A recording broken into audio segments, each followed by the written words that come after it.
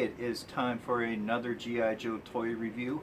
I apologize for this getting up a little bit late. I started recording around 10 o'clock this morning and it kept on failing to upload. There was a glitch in the software, so please forgive me for this coming out to you late.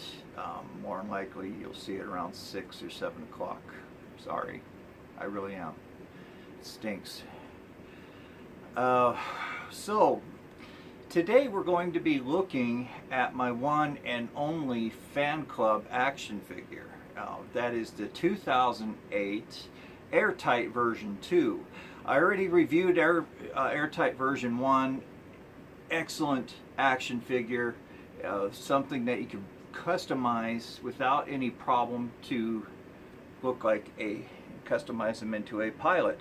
So that's what we used him for when he wasn't trying to neutralize chemical weapons, which I don't think we ever had that play scenario at all. So he was a pilot. So anyway, the fan club is unfortunately no longer releasing action figures from the best of my understanding. So this year was the last of it. So I purchased Air Tight a few years back, almost 3 now, since I got him, and I paid on the aftermarket like $11 or $12 for him. Not expensive at all, and price has gone up a little bit, but not too terribly bad, and we'll cover that in Byron's gripes.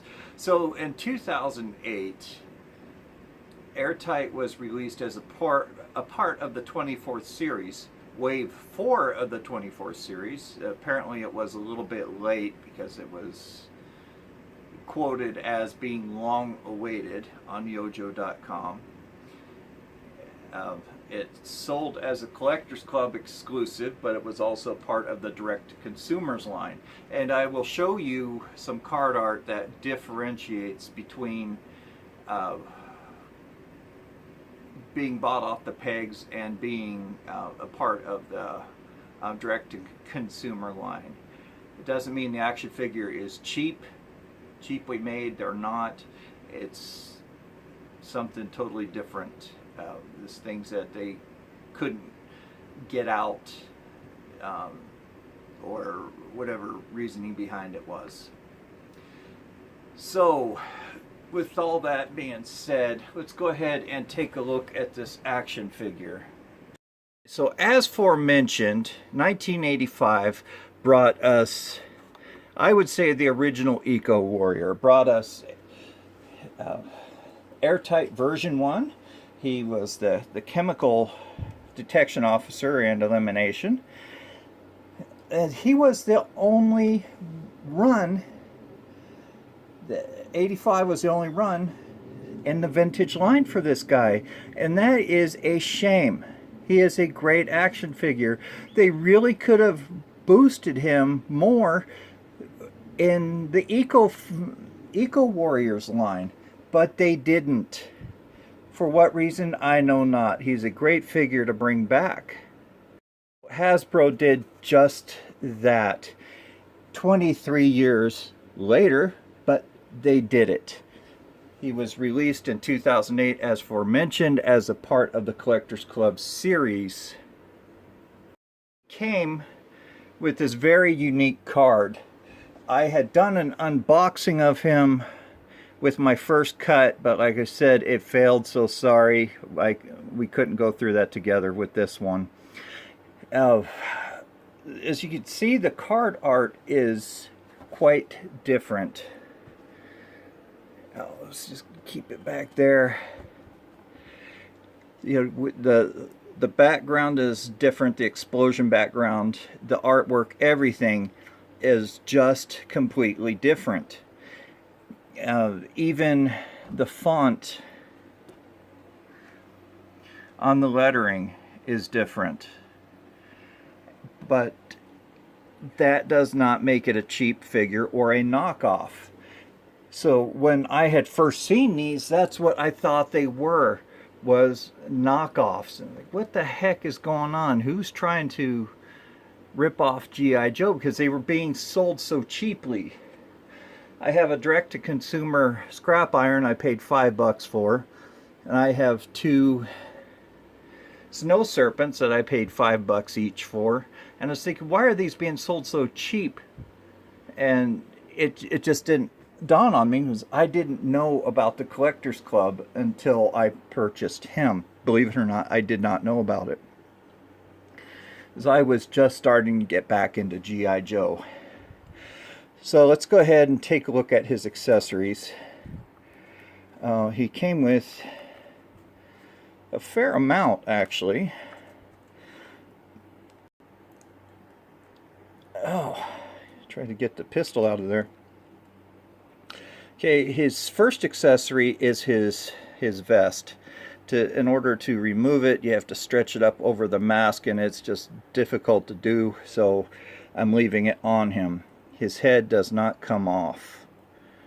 It's not like, let's say, the 25th anniversary like the Crimson Guard here is. He came with this gun. I'm sure it was shared with other G.I. Joes because it has these two holes in the side. This is his air sniffer. I was thinking maybe the holes were set up like the Alley Viper, where you plug it in, but it doesn't. It doesn't plug into anywhere. This is close to looking nothing like real world. Definitely a sci-fi weapon. This is his sniffer, like I said, and this could double as a machine gun. It came with a mask,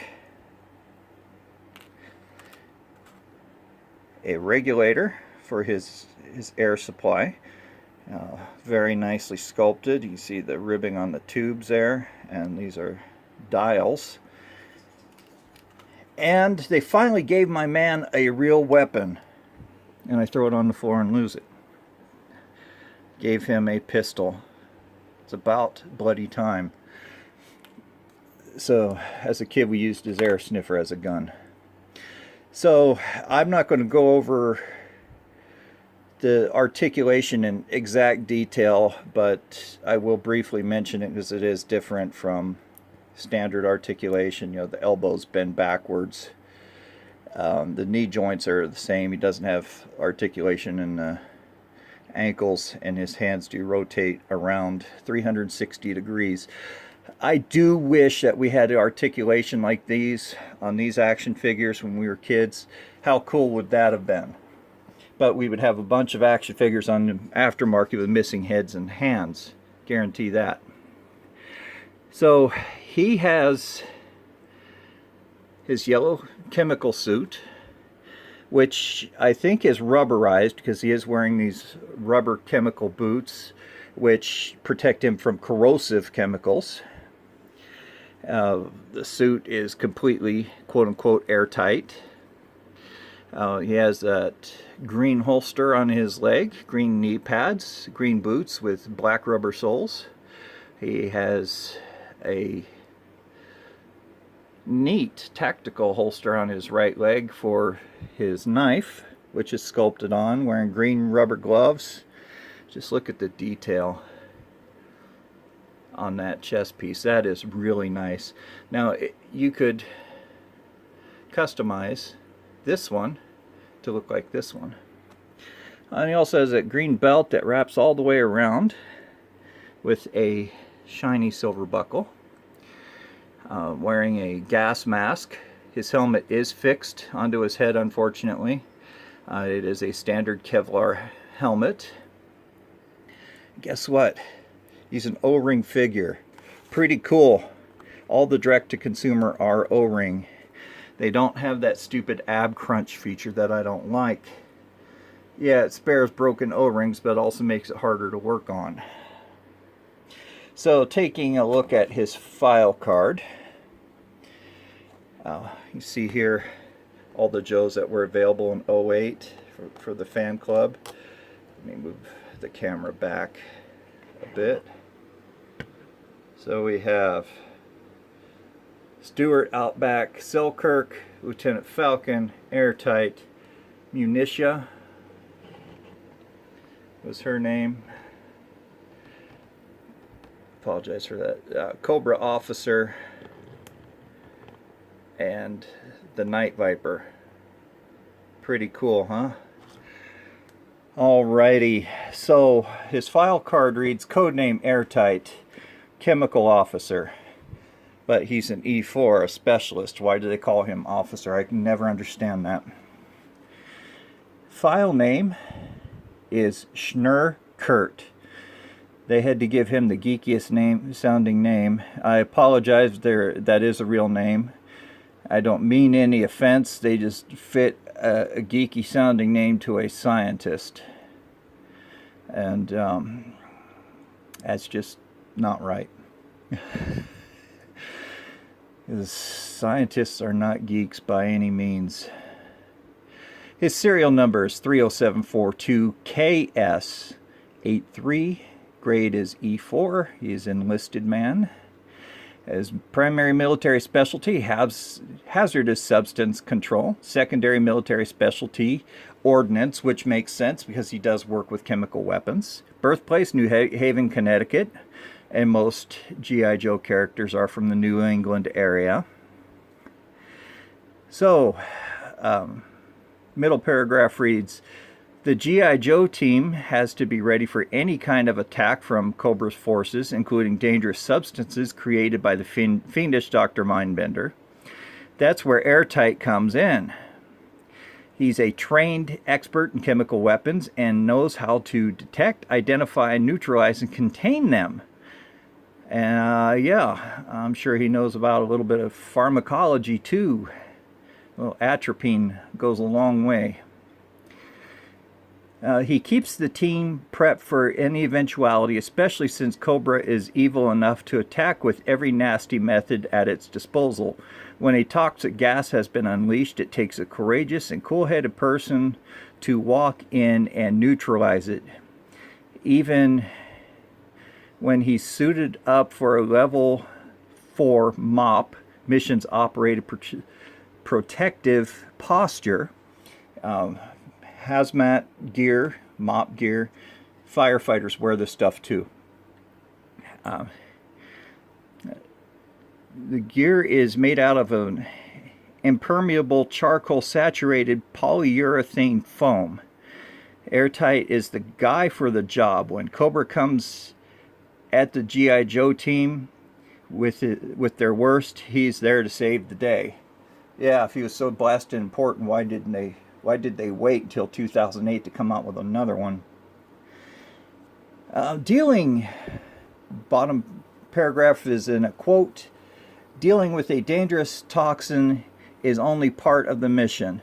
The other part is capturing the enemy who released it in the first place and to make sure they never do it again. End quote. Come on.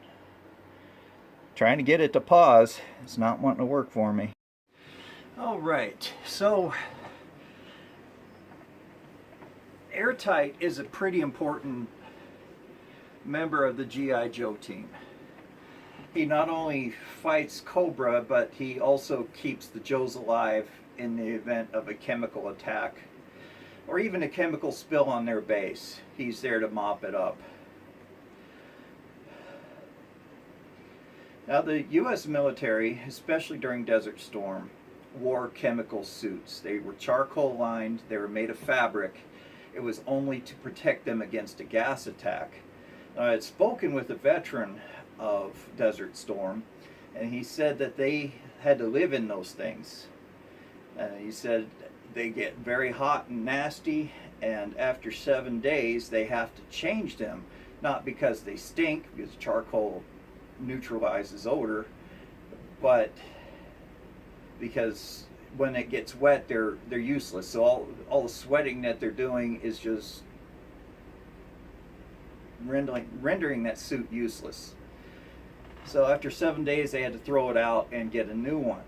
And he said that made their skin black because of the charcoal, and he said they just were unpleasant. So yeah, they're still being used, and it's just a bad bit of business. Even though chemical weapons according to the Geneva Convention, were outlawed after World War I, after the mustard gas attacks. It is completely outlawed it. So let's go ahead and get into my favorite segment, Byron's Gripes. Alrighty, there isn't much to gripe about, which really freaking disappoints me. Nothing to gripe about on this one, really. There are 3 of them out there. One is loose, complete with the file card, $19.95. You see, the price didn't go up that much. It didn't. Now the 2 that are carded, one is $21.99 and the other one is $29.99. They're all the deal of the day, really. I mean, those are pretty decent prices. Naturally, I would try to go for the lesser price, especially try to negotiate the price. Even if it doesn't say an or better offer, I try to negotiate with the seller. Sometimes they will negotiate a little bit. What I've also negotiated with sellers, and I've mentioned this in previous reviews, especially if I buy large quantities of action figures, or at least what I would consider large quantities, like 5 or 6, I would ask if they had some figure stands to throw in there. And 9 times out of 10 they said, sure, how many you want? And I just say, hey, you know, enough for each of these action figures. You know, I don't want to get greedy. That's just rude. So that's how negotiation worked for me. And I even talked to one customer, or one seller, and this is the only time that it worked, was with shipping. He was asking far more in shipping than what it would actually cost to ship the item. And I presented him with the math. And he's like, yeah. He said, I'll come down on the shipping.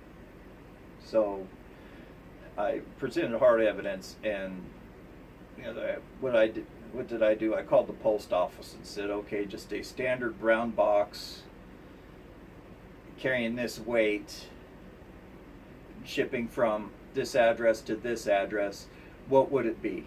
And they told me, and it was like $6 cheaper, so he reduced the shipping.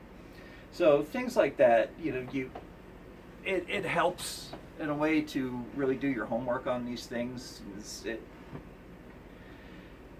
It backs people into a corner when they know you know what you're talking about, and it's harder to negotiate with them. Yeah.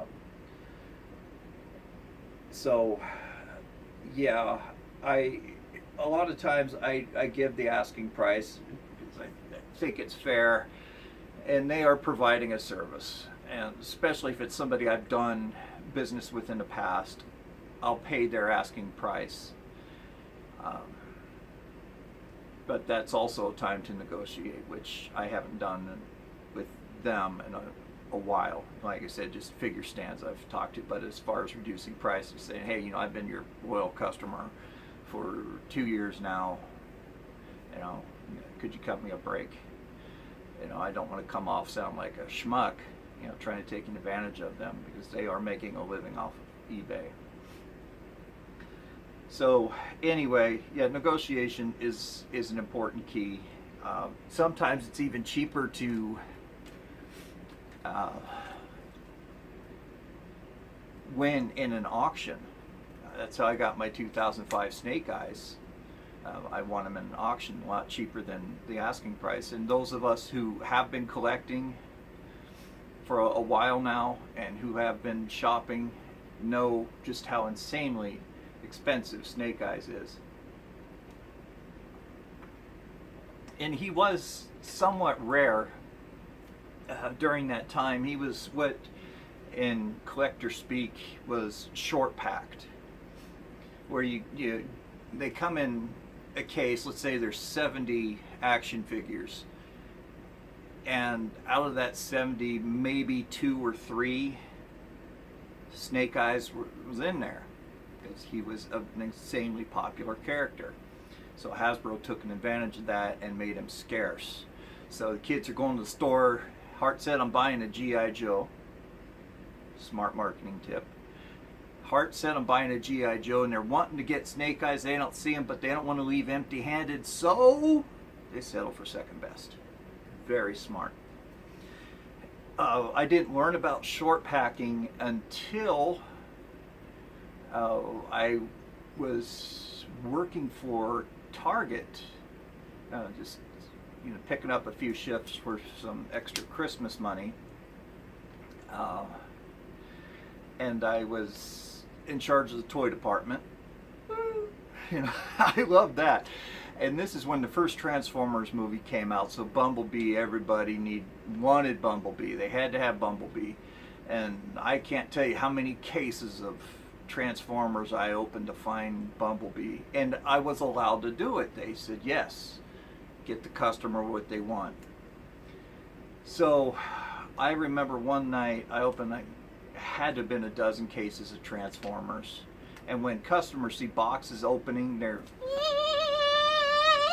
flies on dookie, and people were grabbing stuff and say, hey, back off, I'm going to put it back if you guys don't stop. It was getting insane. So I found Bumblebee as a first come first serve, and that was it. And the customers just left because that's what they were after. So yeah, it's just insane. So that's my experience on short packing and the reason behind it. So yeah, negotiate your price or try to win it at an auction cheaper.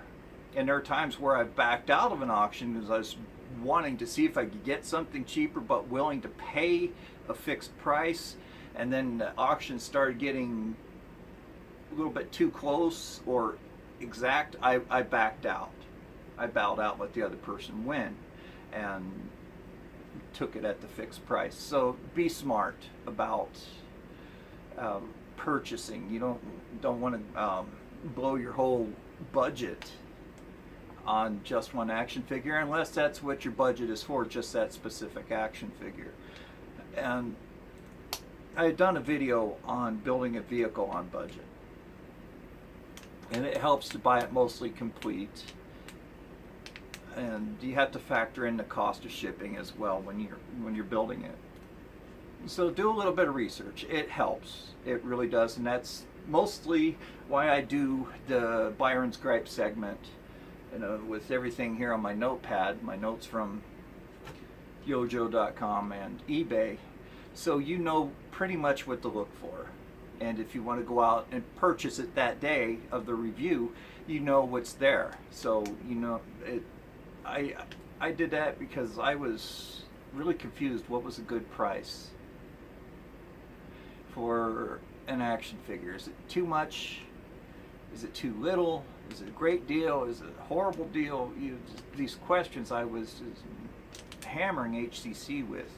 Send them an email, hey, I'm wanting to buy this action figure, send them a picture off of eBay, and they say, yeah, that's a great deal, or no, I would wait, there's tens of thousands of them out there. So he was incredibly helpful when it came to that, and I really appreciate his help when it came, well, just in general. He's just a really good friend. So I'm doing this to help you guys as well, to return the favor that was afforded me. So, this review's been drastically shorter than what I'm used to, but I want to get this out to you. So thank you guys very much for tuning in.